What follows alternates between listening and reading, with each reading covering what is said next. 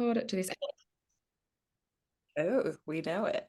Here we go. Hello and welcome. I'm so excited to have Karin. You're such a great support in my group, and I've known you now for a couple of years. And we have wanted to do this interview for quite a while, but then I went and had a baby. Everything's kind of just This is our first face-to-face, I think, actually. We did have one about surgery. Remember years ago? We had a chat. Just we friendly. You're right. Yeah, this is our first interview for sure. We've been shooting for this for years. So. We have been. But now you have something so exciting. Not that you weren't exciting before. You have something even more exciting to share because you've just gone and written a book.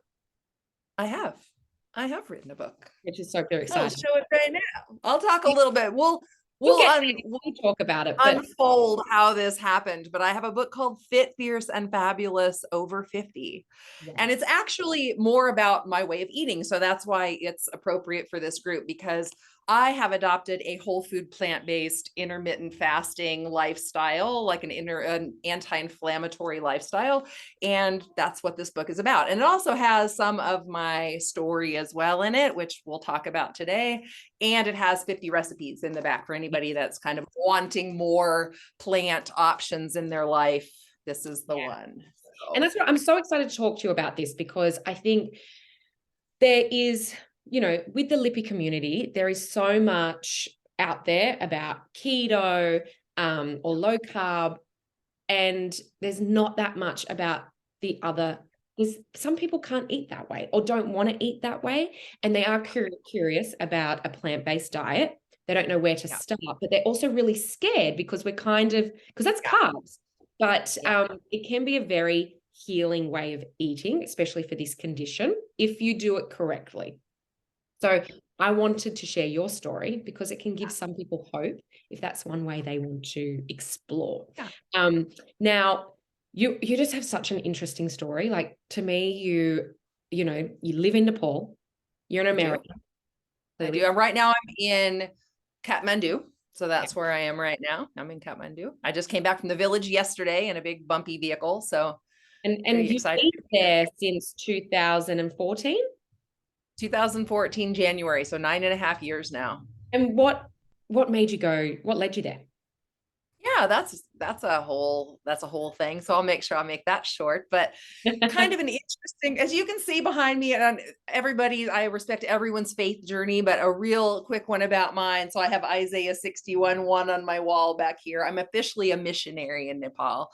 So I became a Christian when I was 30 and then started looking into what that meant for my life. What should I do with my life? And I started actually off by doing relief work in Mississippi after Hurricane Katrina in 2005 is where I started my relief trips. And I'm a nurse, an emergency nurse by trade. So I worked 23 years at the hospital in the US before I moved to Nepal. And so I started doing emergency medical kind of relief trips. And that was the focus for most of them. I ended up in Haiti after the earthquakes and in Kenya as well, and Malawi and different places. And then I realized after about 6 years, from 2005 to 2011, I had done 15 trips home and abroad, and realized I need to do this with my life and not just my vacation. So I actually joined up with a group and became a missionary fighting human trafficking. That's my heart, is girls and women's empowerment and protection. Nepal is actually a source country for human trafficking, not usually the destination country. So here you need to focus on vulnerability factors. And so I run girls and women's empowerment programs in the village. We have a sewing center that employs 11 women that sew washable, reusable, eco-friendly sanitary pad kits that we donate for free to the girls in the village schools. And that also provides an income for the women. It allows the girls to go to school every day. So both of those things are good for them. I have a scholarship program that we send 95 children to school now out of some high-risk villages. And so, yeah, that's what got me here. Is I came to visit on kind of a vision trip in 2012 to see what that would look like. And that's what it looked like. And so, and you're still there and still fighting this amazing. Still here. My plan was at least 2 years, and now 9.5 years later.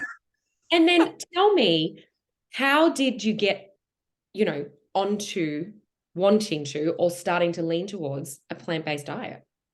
Yeah. So I have always been, like most of us in this community, active and tried to be athletic and tried to eat right and take care of my body. And my body never matched my effort ever. I felt like I was an athlete in my soul and I wasn't in real life. And I felt fit and healthy, but I was kind of chunky and I didn't look the part. It was just a really frustrating life, which most of us, I think, in some level have faced, right? But I was functional. I was able to do everything up to a certain point that I wanted to do. Not well sometimes. Like I said, I wasn't really an athlete, but I was always able to push through and finish a race or do what I wanted to do. And so it was okay. And I kind of let that go. I was heavier than I wanted to be, but I was still within kind of what I would consider normal limits. So I just let it go. In a couple of years ago, about 5 years ago, right before my 50th birthday. So I'm 55. I just turned 55 May 9th. I was in the village and I was struggling, man. And I hadn't been doing anything differently. Like I hadn't done anything different with my diet or my activity. I was walking up and down mountain paths every day. I was doing all of the things, but my body was starting to fail me. And I started getting increased pain. In Nepal, you sit on the ground a lot, like cross-legged on the floor. I had a really hard time getting up, especially after I'd been sitting. Even after sitting in chairs for a while, if I had to get up to leave in front of people, it was really daunting because my legs wouldn't work right away. And I would take me a minute to kind of get the feeling back in them and get them to work. And like, I just felt like everybody would be looking at me. And I realized I'm not going to be able to live in Nepal If this is and do this work and this life if this continues, because it's already in these few years progressed to this point, and I won't be able to do this anymore. I won't be able to live in a village for sure. I have to haul my water from a river up to the house, and like I live a village life. It's a really physically difficult life. what do you And think was going on though at that time? Like if your body started to gain more weight, get more pain, and you always had pain though, like did you get so it was getting worse. Like I always had this heaviness in my legs, but I had bad knees. Of course, now we know I probably have hypermobility and all of these other things. I've had joint surgeries everywhere, but thought, oh, I grew too fast. I'm 6 foot tall. I'm a tall woman. So it was like, oh, it's because I have bad knees. It's because I grew too fast. It's because I this and this and this and this. So I always had some pain, but it was kind of non-specific. But in this point, it started ramping up and my weight started creeping up. I would gain and kind of lose, and then I'd gain and I'd lose, and I'd never quite get back to this, what I thought was my goal. So I ended up at my heaviest being 6 foot tall and 220 pounds, which is 100 kilos, which wasn't huge, but I didn't understand it because nothing I was doing was sort of leading to that. And I could gain weight so fast. But anyway, to get back to your question of what was kind of the catalyst, was this, or what I thought was going on. So there was pain, there was some increased weight. And my sister died of an autoimmune disease at the age of 52, at the age of 52. That's been a while now, 10 years ago now. And to be honest, that's what I thought I was dealing with. I realized something is going on. So all my life, I've had this kind of non-specific this, or I'd be out hiking and my legs would stop working. And I thought, oh, it's because of my knees or my back or my whatever. And I would kind of live through it. At this point, I said to my friend, I feel like I'm dying and I don't know why. And she was like, what do you mean? And I was like, my sister, she had these kind of non-specific things, was diagnosed with scleroderma, so a different collagen disorder, interestingly. And then 2 years later, she was dead. And she was more vital than I am. She had more energy than I do. She was healthier than I am, probably, like this was not someone that you would be like, well, yeah. So I really thought that I was seeking an autoimmune diagnosis. Yep. So I decided, okay, I'm going to grab the bull by the horns, because that's what I am. I'm like, I'm going to join my millionth diet and exercise program, So I'm going to clean up my diet. I'm going to exercise the hell out of myself. I'm going to lose this weight, and I'm going to seek some testing and diagnosis to see what's wrong with me. So I started in January. This was 4 years ago, 4.5 years ago now. So January, 4 years ago. I started this terrible, I don't say it's a terrible program if anybody's doing it, meaning it's called V-Shred and it's about as awful as it sounds, meaning you're just beating the hell out of yourself trying to get the weight off, right? So I did start exercising and I went to a plant-based, a primarily like anti-inflammatory diet. So I looked up anti-inflammatory diet. It was mostly plants, a little bit of fish, a little bit of olive oil, a little bit of like yogurt and a few other things in there mixed in. But overall, it was plants. And I live in a village. I don't have access to fish and those things anyway. So basically, I adopted a plant-based diet. So in this V-Shred, you take pictures in your underwear. And you post them on this Facebook group for the group with a bunch of women. And then you every so often you post your pictures of yourself in your underwear again. And everybody's like, yeah, good job. I can tell you look fine. Like it's the support group. Yeah. Ignore the noise. I'm in Nepal. I'm not even going to explain what that sound is out there. Right. So I posted a picture in my sports bra and underwear for my first picture in V-Shred, and a woman got on there and said, I am a physical therapist that specializes in lipedema.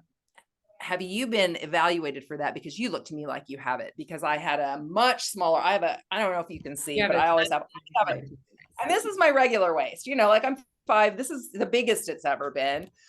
And you could see my collarbones and you could and my ribs and everything else, but I had these legs and this, but that looked like water balloons. I didn't realize it then. I thought I was just fat. So she said, I think you have lipedema. I said, no, I'm just fat, which is what we have been conditioned all of our lives to believe. No, I'm fat. And interestingly, in our effort to support other women, I think sometimes we actually discourage them from seeking help and diagnosis, because all these other women jumped on board and hammered this woman. And they said to her, leave her alone. There's nothing wrong with her. She's beautiful. She looks great. I wish I looked like that. Yeah. Yeah. And I say that all the time. We've spoken about that many times. And when I started my group, I said that's one of the rules, right? We're not allowed, we cannot diagnose. You're not medical professionals, because I do see that in the early stages. My passion is very much stage 1. If you can get an early diagnosis, imagine how different your life would be. So let's not push anyone away. There's no harm in saying, hey, just go and, seek and go to a professional. Yeah. And they might be able to tell you if you have it or not. Yeah. And do love yourself. You do look great. But the point is you might also have something. So in the meantime, had I not been a medical person, I think I would have been dissuaded from looking into that. I think I would have been like, no, there's nothing wrong with me. And these women, they love me the way I am. And I'm just that. But I'm a nurse. And I started looking this up, and about 15 minutes later, I'm like, oh, I have this. Yeah, I've got it. I know I have this. At the end of the day, as much as you went, oh my gosh, I can't believe I've done this program. It was, that V-Shred actually was so good for you, because look where it led you. It got you. And I did it. To be honest, I kept doing it and I kept exercising. And so it wasn't without merit. It was just miserable. But I will say, so about.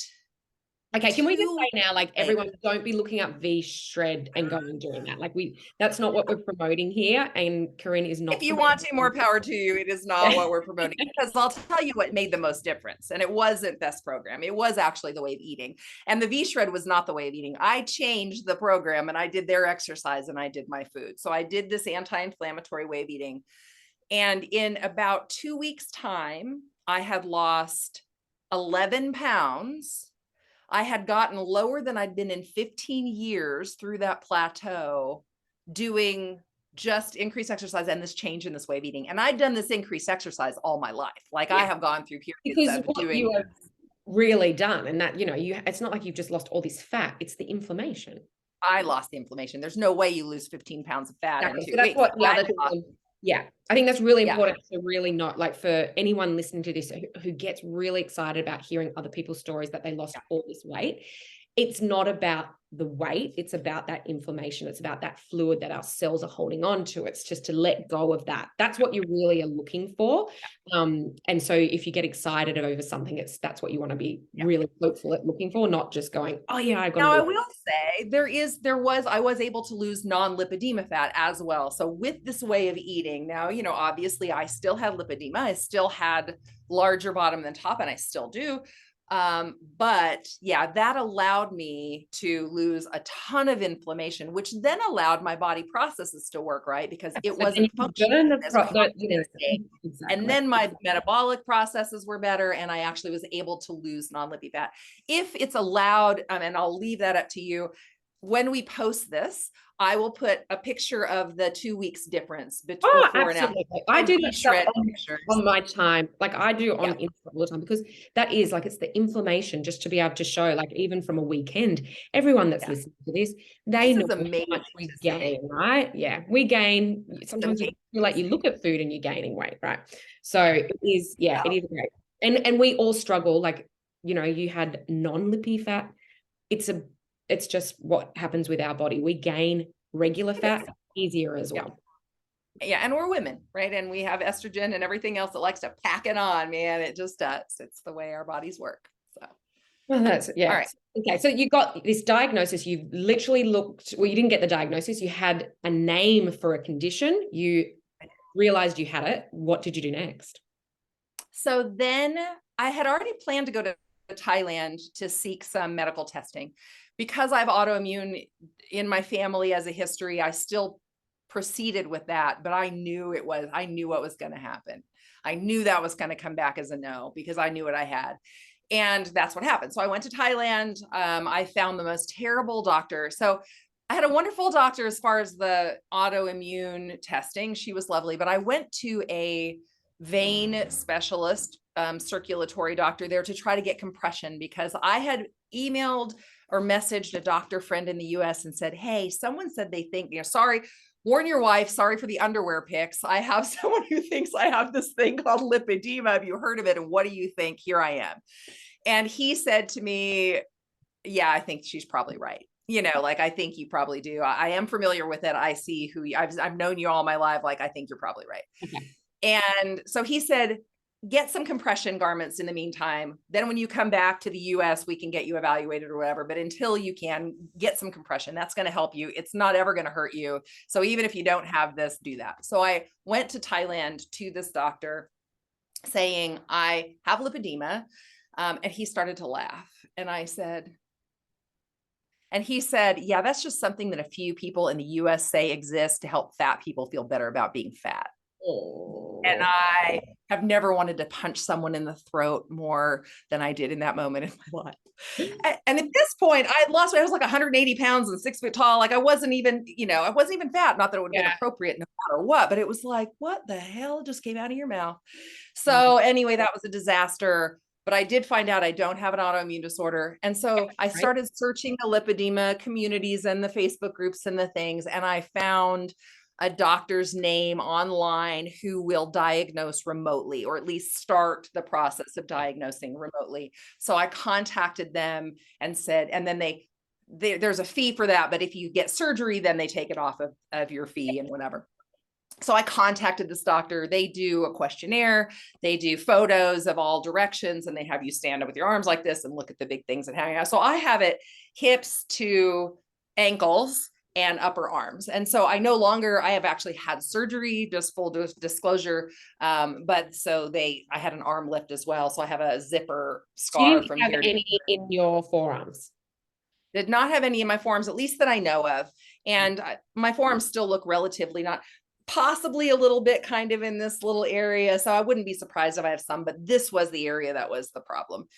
And the skin laxity. So I actually was able to lose quite a bit of that fat, but then I had this just hanging skin from, I'm probably Ehlers-Danlos. And so they removed that. I did an arm lift and had regular surgery. So he diagnosed me online and said, yeah, you do. So I had surgery. Now, I wasn't that big. I was able to lose a pretty good amount of actual weight. I lost all the fat I could lose before surgery, because I wanted to make sure that whatever we were removing, because they can't remove everything and they can't remove all of your leg. And you're going to be removing both good and bad fat. And so I wanted to make sure that I got rid of as much of the healthy fat as I could and just leave what was diseased. So I lost a lot of weight and had my surgery.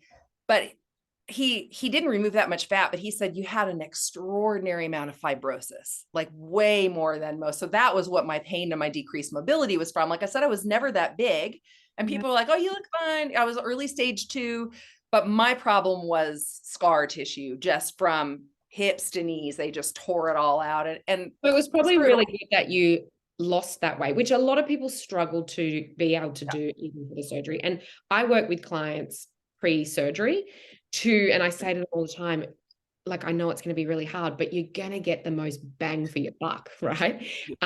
If we can And lose. less surgeries. If you have a Yes. lot, then obviously often they have to do multiple surgeries. I was able to get hips to knees in one, Yep. and then lower legs and upper arms in the second, and then I Okay, was so done. you're done, and early stage 2, which is pretty remarkable. And that, you know, and that's what we work on. I always work on, like, losing that gel. That gel is what, you know, once they've got to take out fat, but they can only take out a certain amount, and it's in the liters, and that gel is part of that. And so you want to try and break that down before the surgery so they can get onto it. So by you doing that, they, you know, would have been able to get as much as they can, and also really see all that fibrosis as well. Feel it. And the thing I liked about this doctor too was he did focus on food and nutrition. He gave me a consult with a dietitian, which he does with everyone. Let everyone know what doctor you went to, that if anyone wanted to look them up. I went to Dr. David Amron in Beverly Hills at the Roxbury Institute. He is one of the more expensive surgeons. He is not cheap, but he was amazing and really holistic. I don't know that I've ever met a more caring and compassionate doctor as well. He was unbelievable. He's really unbelievable. And so you just felt so affirmed, and, you know, like you just can't not cry in his office, and he's crying sometimes too. And, like, you know, it's just amazing. So that's who I went to. And they did a consult with a dietitian who said to me, "I wish I could have you come and give classes to the other patients." I mean, because the truth is that a lot of us also have disordered eating. We also have poor diet, like so the rest of the world, we call it the sad American diet. I don't know what you call it in Australia, probably the same sad, your sad Australian diet. But, you know, a lot of us don't eat right, and we don't know how to eat, and our bodies have not been playing nice for so long that we don't know how to eat because it's not reacting the way it should from what we've learned. So if you don't unlearn those habits, you can have surgery, but it's not a cure, and you're going to gain weight back, and you're going to gain other weight back, and your lipedema, if you have enough inflammation, is going to come back, and it's going to maybe come back in other areas because you've removed it. It can also come back in the same area. Like it can be a hot mess if you don't watch, if you don't cure. And that's, and I think, and so you knew that, like your surgeon told you that, because I know that a lot of surgeons say, no, that's it. We're going to, you know, and I hear girls talk, I'm going to be lippy free. I'm, you know, lippy free and stuff. And I'm like, oh no, we still got to continue for the rest of your life. It's a, you know, there was they did an interview with me, a beautiful interview about my life in Nepal and my story and whatever. But his staff wrote, she's going back to Nepal lipedema free. And I was like, I'm not, and don't put that in there. And he knows that, but she's like, oh, sorry. Yeah. Because that's what people think, it's a cure, and it's not. And like I said, you can see I've got compression on my arms, I got compression on my legs. I wear them every single day of my life. I maintain this way of eating, I maintain my exercise, because it's about management. I have been lucky enough to back this up to kind of what I would consider a stage 1. Yeah, I kind of got myself back. And the pain, right? You've got rid of that pain. You now can trek and hike through the villages and carry stuff and get on the floor and up. And it's given you, you know, such a great way of life now, hasn't it? It's improved your life. Even the eating, even the healthy, like this, which we'll talk about what this is, but even this decreased my pain a lot just from the inflammation being gone. So one, I had less swelling, so that wasn't pressing on all of my tissues and my nerves and my blood vessels. But then it also decreased the inflammatory process in my body, so my nerves weren't inflamed anymore, and all of those lovely things that you know about.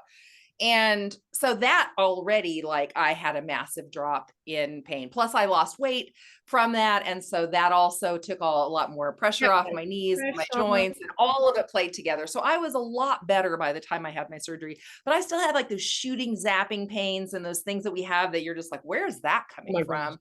You just can't. Right? That happened to me the other day. I was walking and I went, gosh, and had a moment of, no, that's just a normal shooting pain. It Yeah. will happen a couple of times and then it's gone. And I thought I got electrocuted by my computer because sometimes in Nepal and stuff's plugged in. It's sketchy. I had it on my lap and I had the zap in my leg and I kind of panicked and realized it wasn't plugged in. I'm like, that was just my leg. It still happens. But the diet and then the surgery together, those things were beautiful for me. And I feel good. I act good, but I take responsibility for the gift I have been given with that. And I work really hard to manage it. So I know a lot of people, especially through bad information from their doctors, not only are you Lippy free, but then they're like, they want them to think that their surgery is going to be super successful and it's going to fix everything because they want to encourage them to get surgery. Absolutely. So then they kind of act like, no, you won't need to wear compression and you won't need to worry about this. Eat all this and your metabolism will be fixed and you can do it. And you're just like, ooh. So I see people that are like, I wore the compression for 6 weeks and now I don't have to. And I thought, so if that's you, and I apologize, like I'm not slamming anybody's choices. The message is just make sure you understand that it's not a cure and that you still do have to do some kind of management, whether that be that, it is compression or it's not compression. But if you're not wearing the compression because you just think that you're now disease-free, that's not a good reason. If you aren't wearing compression because you didn't need, you were stage 1 or something and didn't really need compression before, and you can wear it intermittently, like that. So, you can look at it that way, but you still got to put in your conservative methods, whatever they are. And in my mind, to me, like I couldn't see a lot of my swelling anyway. That's lipedema, right? It's inside your tissues. It's not outside, like the pitting edema, a lot of it, that later stage stuff. So to me, I was having damage going on before I knew that I was having something happen. So for me, if they'll say, well, I'll wear compression if I start seeing swelling. But for me, that's too late because the damage was already starting inside my tissues before I noticed that. And if I have this come back or recur or worsen, and I haven't done everything I could do or I know to do to try to prevent that, then I will feel I won't be like you haven't done the best you can do. For myself. And like I said, I'm here to do God's work and work for people and everything else. And I want my body to be able to be as functional as possible so that I can serve other people and do that. And so I do what I have to do. It's not fun. And I'm not saying no. I mean, there might be a day or two a month where I'm doing something to decide I got to do laundry. I'm not going to wear compression today. That's okay. But what does it get in Nepal? Like, I don't wear compression. Well, it gets really hot in the summer and monsoon, but now summer's coming and I'm getting ready to go to the US where there's air conditioning. So I do try to manage that because it's pretty miserable in the really hot places in the summer if you don't have air conditioning. Yeah. Like I said, I understand. Would you wear if you were on the beach, like where I am, are you going to wear your compression to the beach? So, well, sometimes, but usually not. But so if I go on vacation, now, if I was living there, yes, I would be wearing compression most of the time. But say I'm going on a vacation to Dominican Republic coming up in June when I'm home.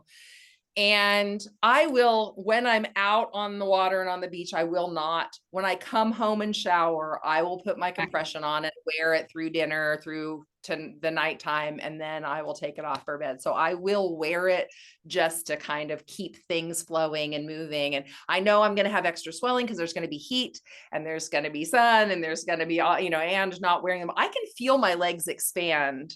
I can't see swelling necessarily, but when I don't wear my compression, I don't halfway feel through the day. I feel with food. I can notice if I eat something that I can feel straight away. My legs tingle, and I can just start. And you can kind of feel it's a little uncomfortable. And down for me, it's those ankles down in the bottom, and I start feeling this weird kind of achy, tingly. It's so funny how everyone's it's just so different, isn't it? Mine's more my thighs, but with pregnancy, I now have pain in my ankles. That's where my pain comes. It's that. Well, my ankles lost the most size, I think, of anything. My ankles are great now. He woke me up from my surgery to show me my ankles, that's, he's like, I want you to see. If you never had ankles, exactly. If you never had ankles, I'd feel like that with my knee. I'd be like, ankles were the joke. I went to get a ankle bracelet. I'm putting my leg up here. I went to get an ankle bracelet. You can tell I'm a very like active person. So, and the lady said to me, I'm like, oh, I'm not sure these will be big enough. And the lady said, well, even an elephant could wear those. And I just knew what was getting ready to happen. And so then I looked at like a straight guy and I just went like, and there was like an inch where I couldn't, you know, and you just saw that look on her like, face. oh my gosh.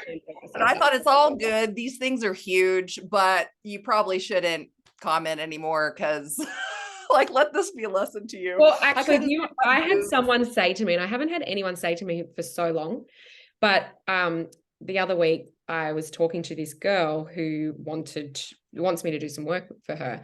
And she said to me, because she found me on Instagram, follows my Instagram, and she met me in person. She went, oh, you're really skinny. Maybe I need to have Lippy if it meant that I eat this way and I could be, have a flat tummy like you. And I was just like, oh, okay. You're like, I don't even know what to do with that. I don't know what to say with that. Yeah, I'm sure you really wish you want to have this, but okay. Yeah, I was just like, oh, yeah. Well, that wasn't, yeah. But I was like, okay. So my ankles were great. And I didn't have that. Well, I said early stage 2, and I didn't have that really pronounced line and the fat that hangs over, but I had just these thickening ankles. And the joke was like, I'll never sprain my ankle. I can carry you out of a burning building and I'm not going to twist an ankle. Like I have these huge, sturdy, solid ankles. Everything kind of expanded down to my foot. So I didn't have that line like some people, but I definitely had thickening. And so when he did the lipo and took that out and all that fibrosis, like I woke up and I had ankles, and that's probably still my favorite part of everything. I have a thigh gap and ankles, which like your friends like, you have a thigh gap? I was like, I do have a thigh gap.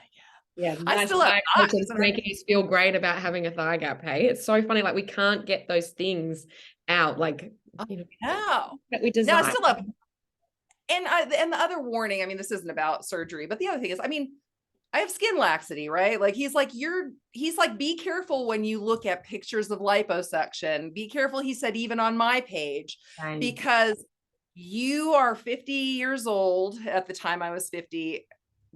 You're 50 years old. You have Ehlers-Danlos and skin laxity and quite a bit of it. This isn't going to snap back and give you 20-year-old. You had to have your removed. Yeah, half of my arm removed. And he said this is not going to snap back. He's like, your legs, they did kind of a laser thing, and he's like, they're gonna, and actually I'm fine with it. I didn't need to do the leg lift. Now, no, it looks like I lost 100 pounds. Like, if I'm in a swimsuit, I have loose kind of the skin and kind of the orange peely thing. It looks like I used to be really big and I lost a bunch of weight probably. But that's 50% of our community. That's what I think. Like 50% of us, I'm one of them, have this skin, laxicity, and not everyone's going to get the same results. So when you do see people looking for, who was your surgeon, your legs look great and all this kind of stuff, they could be in that 50% that don't have it. So that's another thing to really trying to take into consideration. Yeah. I mean, and that's why I would say, like, I'm happy with how I look. And I look good in clothes. Like I look normal now. I don't really think about it. I used to always worry about how I looked and if people were thinking about me and if I looked fat. And I realized the other day, I just walked down the street in a pair of jeans and never once considered how my ass looked from behind. That's a gift. Like I said, naked is not as good because I got some, and some people notice like that they lose all this weight and then they're like, now I look worse. Now my lipedema looks worse because the bumps, you can see them more and the things are loose. And, that's a thing. So I wouldn't recommend getting it just for aesthetics. If you don't have pain, if you don't have any mobility issues or don't have pain, I would be more likely to recommend conservative measures and things to take care of it than to have the surgery. It was brutal. The recovery was every bit of a year for the legs and more than 2 years for the arms. I still have some sensation issues with the backs of my arms. Like, it's not a joke. Like that surgery is no joke. Yes, it did have an aesthetic benefit that I'm happy with, but I wouldn't have done it just for that. I don't think so. So it's for both. And, you had a lot of pain. So that's why I did it. I did. Okay. Well, let's talk about your book. Let's talk about your book because it's not just for over 50s. This is what, even though I hope I look as good as you at 55. Thank you. But it, you know, has great things in it that's, you know, can benefit anyone at any, you know, age, because it is about anti-inflammatory, intermittent fasting, and a plant-based way of eating. So tell me a bit about it. All right. And you're right, there has a section in it about things to consider as women age and health issues But and that's how great, because we can hold on deal to with that it. later on, right? You can know that at 30 and then help avoid those things. We don't need to start looking after our health after 50. Yeah. I needed to pick a target group of people and some groups to get into. And so I went with 50 and over, and because I am, and I'm kind of my own advertisement, but you certainly don't have to be. I have men that have actually read this book and followed it as well. There's information for everyone in here. You don't have to be even a woman. Yeah. The other thing about this book, and so I know we have a lot of people in our community, probably even on your page, that are keto followers that believe in that. I don't slam that in here. I personally, through my research, don't believe that it is overall the healthiest way to eat long-term for the rest of our bodies and our systems. I know it's controversial and that's up for debate, but personally, I believe that the healthiest way to eat is a plant-strong way of eating, not necessarily solely plants, but because the antioxidants that are in plants are found almost solely in plants, and they're in fruits and vegetables and grains and all of those lovely things. And so I personally believe that getting as many of those healing things in us and cutting out as many of the inflammatory things as we can is going to be beneficial. So that's what this book is about. It also says in this book, you can do one or the other of these things by itself. You don't have to do them together. So even if you say, I'm not going to eat more plants, it has a whole lot of information about intermittent fasting in here that is still beneficial for our bodies. And if you decide, I don't want to do, But can this book, like, so say someone, I love plants a lot. Yes. I definitely have gone towards, like, I actually eat so much meat now since being pregnant. That's just what my body needed during pregnancy, which makes sense. We're not going to have another talk outside of here. Okay. But if someone just was looking at it and didn't want to completely go plant-based, could they use this book just to use it to get more plant-based foods into their diet? Absolutely. So the first part of it's an introduction. Let me kind of look through here and I'll kind of just tell you a little bit about what's in it. There's also a little bit of my story in here. It talks about lipedema. So hopefully that's going to be a little bit of awareness. So anybody that wants to get some awareness out there to people, it's got about lipedema in there. I have a whole section on disordered eating and who shouldn't embark in a major dietary change. And if you have disordered eating or eating disorders, you have to go very carefully with any kind of a diet change, because it's very easy for us to get obsessed with these types of things and enter into disordered eating. So I have a whole chapter on that, explaining that. I also have eating disorders from years of trying to figure out how to make my body play nice. There's myths about intermittent fasting in here, and then just kind of a general, there's 10 types of intermittent fasting. I fully explain all of them, how to do them, who they're beneficial for, the pros and the cons, who shouldn't do them. I also believe, I hate the books that everybody wants people to read their book and they want them to think that it's a good thing, but you need to also put warnings and contraindications and who this isn't right for. And I have included those things in the book. So that's the medical person in me. I want to make sure that I don't, I just read a book that someone to go and make, if it doesn't suit them. So make symptoms worse, or so I'm not telling you to do, and in every stage too, I'm also encouraging people to check with their physician, especially if they're on medicine, if they have any medical conditions. Just talk with your physician before you make any changes. I do have what to expect in your 50s and beyond. I talk about making the most of your eating window. Should I read that part? What was that? I might read the part, what to expect, just so we know what's coming ahead of us. Yeah. And there's some happy things and some things that are a little bit on the sketchy side, but And then there's how to make the most of your eating window. I have a thing on exercise and supplements. Just a clarification. I believe that we should get as much of our nutrients from food and whole, clean food as possible. The book talks about that. The book is really, it encourages, if you're going to go ahead and still eat meat, or if you're going to go ahead and include dairy or gluten or all of those things, it just clean is the most important thing. And I stress that in the book, clean, whole eating, no matter what you're eating, eat the best form of that you can for your body, so And just what you can afford as well, crap. because that's a big, part of our Yeah, weight. and I'm not saying it all has to be organic, certainly not, but I'm thinking cut the crap, like the junk food and the processed food, like eat real food. Yeah. That's eat real meat, eat real vegetables, eat real fruit, eat whole things. So it has a thing on meal planning and meal prep. And that is good for no matter what you're eating. You can also use that because it's helping you figure out how to make foods ahead of time and snacks and things. Eat this and that, and it's all on anti-inflammatory foods, what things to include. So it's not all about what you have to cut out. It's more about adding more of these good things. And a lot of times then the things that aren't as good for us, automatically we eat less of those because we don't have as much room in our stomachs for the junk. Yeah.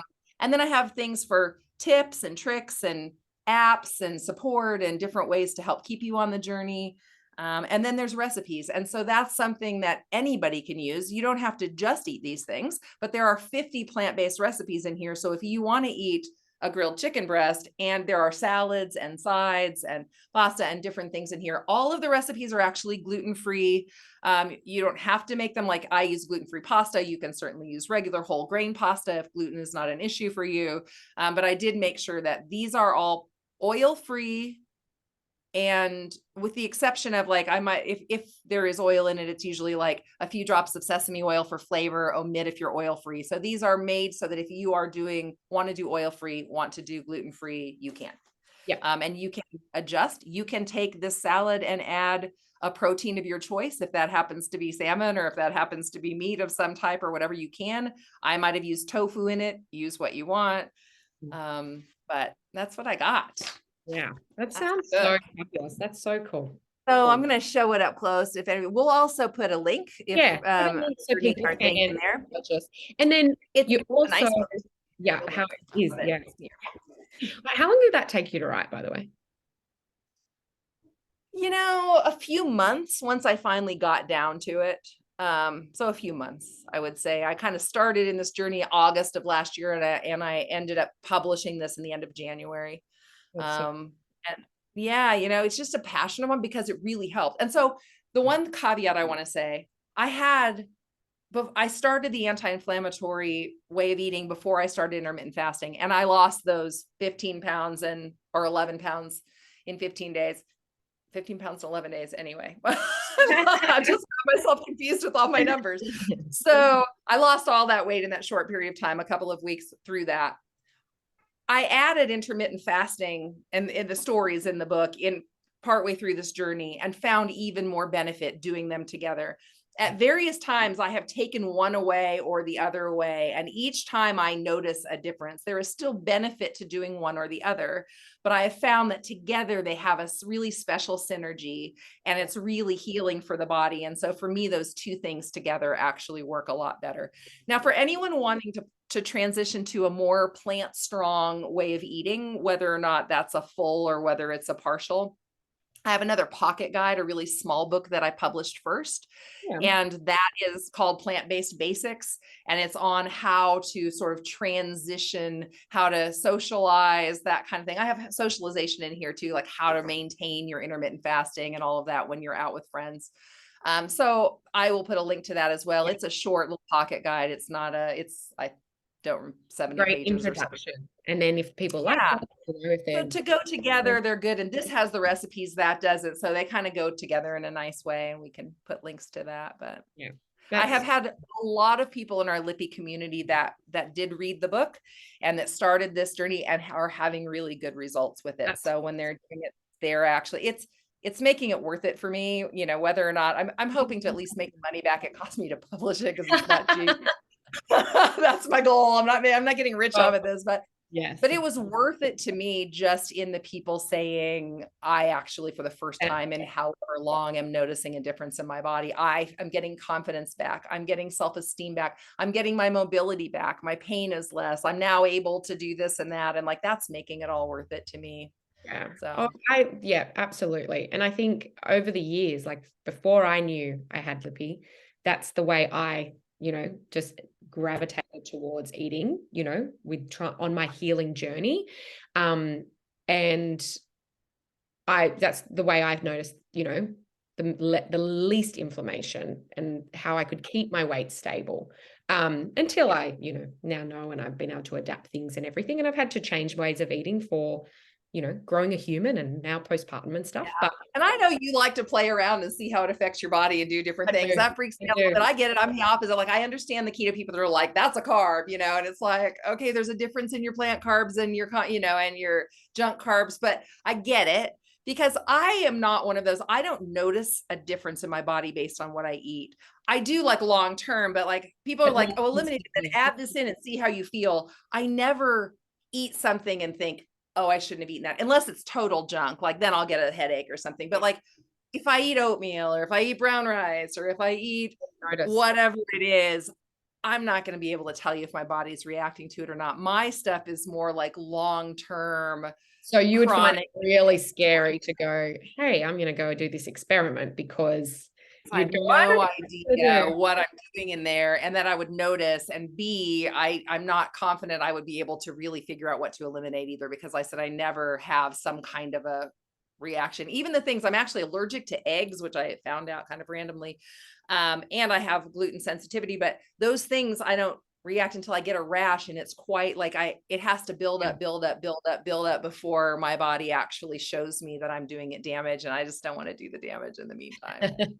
No, and everyone's different. You got to do, well, my experiment is, it's my job, and I want to help people as well. Yeah. Find the best. I'll let you do it and be like, what is, yeah. Exactly. And now you get to experiment with this. You should try it. Yes. Well, once I'm here, like my postpartum, like once I'm past that period and trying to build up all, my nutrients, then I probably will go back and do that. And there's lots of, people worry about protein, and I get that too. I mean, but the one thing I have to answer to that, some people probably don't think about it this way.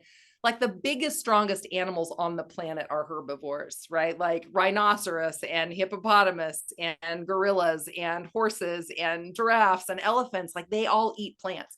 They get their protein from plants as well. So it is possible to get your protein from plants. You do have to be, you got to know how to do it. Yeah, you have to be intentional, especially with intermittent fasting. You're eating less times a day, so you have less food variety coming in. So and we talk about that in the book very clearly. It's good to track in the beginning with some kind of an app, just to see, we don't do macros, it's not that, but just to see how many calories are you really getting? Are you getting enough of these things to kind of get a feel? But beans and lentils, for those of us that can do those things, it's very easy to get, and soy and all of that, it's very easy to get enough protein. Exactly. When you food combine, you get all the essential amino acids. There are ways, that you can do. And at the same time, it might not be for everyone, but if this helps some people on this journey, like, that's awesome, because, there are people out there that are feeling so helpless, because, keto's too hard, too restrictive. That's what, they're saying. And that's me too. Like, it does help. I mean, obviously you can lose weight and kind of quickly, but studies show that people sticking to it long-term is very hard. It's hard for people to do that. And so, unless you just hate all vegetables and fruit, and then maybe it's a godsend, but like, other than that, like, it's just like my body really craves it. That's why I know it's so good for it, because my body just wants fresh food. Yeah, absolutely. So there's nuggets all the time. Yeah. And I have friends that say, like, they read it because they're my friend, and I said, I need reviews and please read my book. And so they did. And that had said, like, I'm not going to go plant-based. I'm just not. I'm not going to do intermittent fasting. Even some people said I'm not. But every one of those people said, I gained something out of this book. Like, there's nuggets in here for everybody. So every single person just said, I'm actually surprised. I didn't think I was going to care about this book at all, except for I care about her. But wow. So I have 212 reviews. It's 4.9 stars. The only ones I got that were bad reviews were somebody saying, I don't believe in a plant-based diet. I don't believe in this way of eating. Like, so it wasn't a book review. It was just, a hater being a hater. I don't think you should eat plants, and then they gave me like a 2-star review. So I was like, that's so, I wonder why people even do that. That's, It's so horrible, but like, You can at least say like it's well written, and if you believe in this thing in this way, then it's for you. It's not for me, but that's okay. But or just don't, just keep moving. yeah, yeah. It says, she said, I didn't know this was going to be, it says 50 plant-based recipes right there in the front. And this person said, I didn't realize it was going to be a plant-based book. My fault. And she gave me like a 2 stars. And I was like, Oh no, that sucks. You're like, dang. Anyway. But you know what? You've got good ratings on there. That's all that matters. People, it's even great. if they go They're to great. those bad ones, it's not They're really great. that bad. Like it just says Yeah. they don't believe in a plant-based. Well, one lady called it plant-based propaganda. She didn't actually post it. She told me, I'm not going to post this, but this is plant-based propaganda. And I posted that on my Facebook group, kind of feeling stung. Like this was in the beginning. And I was like, oh, and somebody goes, plant-based propaganda. That sounds interesting. That makes me want to read it. So you realize. Before we do wrap up here, you have a Facebook group. Do you want to tell everyone what the Facebook group is? Sure, If they and I will put put that as well. I will actually put those in You the run links. 2 Facebook groups. I run 2 Facebook groups. They're pretty small. They're pretty small. One's 850 members and one is like 64 or something. It's just started. It's a new one. Okay. So one is Fit, Fierce, and Fabulous Women Over 50. So that's just, it's not intermittent fasting specific. It is just fabulous women specific. It's not lipedema specific, but we have a lot of lippy ladies in it. So everybody is welcome. The criteria are that you're 50 or heading for it. We have some that are in their late 40s. If you want to be in the group, that's great. So that's the criteria. The other one is Fit, Fierce, and Fabulous Intermittent Fasting for women. That does not have a 50-year-old limit. So anybody that wants to join that group is people that are interested either doing intermittent fasting or interested in it, or anti-inflammatory eating. And so that is a newly started group for anybody wanting to talk specifically about diet. The other one isn't specific about this. And so if you have questions about it, concerns about it, you're doing it and it's not going well, or things you want to share, that's the forum to do it. So a lot of us are in both of the groups. Yeah, so. That's nice. That's awesome. Well, it was so good to talk to you today. Yeah, it's great to. Such a great achievement to write a book. I don't think I would ever be able to write a book, but who knows? I bet. Well, now you have a baby. Good luck. But maybe in like 15 years or something. Maybe. I've been saying I'm going to do a cookbook for how many years now? And I would love it. I'll buy it. And I have one coming out on gut health for women, probably within the next 6 months, probably. So that one's going to be, and that's women of all ages. And that's going to be specific about gut healing, because a lot of us the gut is attached to everything and pretty much runs our entire bodies. And a lot of us don't even know. I mean, it doesn't mean you have to have gut symptoms to have gut issues. So inflammation, it's a driver of inflammation and all that. And so all of that will be in the new book. Excited. Look at you. You're a little author now, hey? Yeah. I'm a little what? A little author. That was the first time I was like, we're going to have to translate this Australian accent. What did you think I said? I have no idea. You're a little orphan of something. Author. Oh, author. Yeah. See, I love it. Yeah. Okay. We do say I think Aussies are pretty easy to understand. I don't think I have a very strong Aussie, like it's not an ochre accent, but do you even know what that means? No. But we do say things like water, like that's I don't go water. Like, I go, do you want some water? Water. We're more like, yeah. Well, I'm actually better because I live in Nepal. So now I have everybody from everywhere trying to speak English. People that aren't English speaking as a first language. So I'm getting pretty good at it. That's so cool. At least you're English speaking as a first language, which is helpful. No, that's awesome. Well, thank you so much for letting me do this. I know that, we've been trying to do it a long time. I'm really happy that you allowed me this forum. And I'm going to replay it this way. Thank you for recording it too, because this way I can replay it on my groups as well. I know for not security, but just for privacy reasons, we obviously couldn't allow other people to join in on this page and on this group, but this way I can share the information with people that are not anyone who you like. And no, I wish you all the best with your book and the next one coming up. But thank you so much for sharing all your wisdom. It's going to help some people. Thanks for your group. And I'm glad you're back now. Finally, I know there's a little gap there during your whole having a baby thing. I'm still trying to balance that, because I don't have lots of time with it, but I'm getting there, and I'm excited to, and I'm wanting to, like, I'm thinking about work a lot now. But you know what? Then Good. we'll have another one. This is just, I want 4 now. God. And I'm so glad there's people like you out there, because if they were all like me, the human No, race would have I'm died too old. I'm long not ago. I won't be able to fit in 4, but yeah, should have started younger. I didn't realize they were so cool. I'm just the mom of everybody else's kids, so you can We need them have too. We need them too. I needed that when I was a kid. All Yeah. right. Well, it's been lovely chatting with Thank you. you. And yeah, Bye. thanks.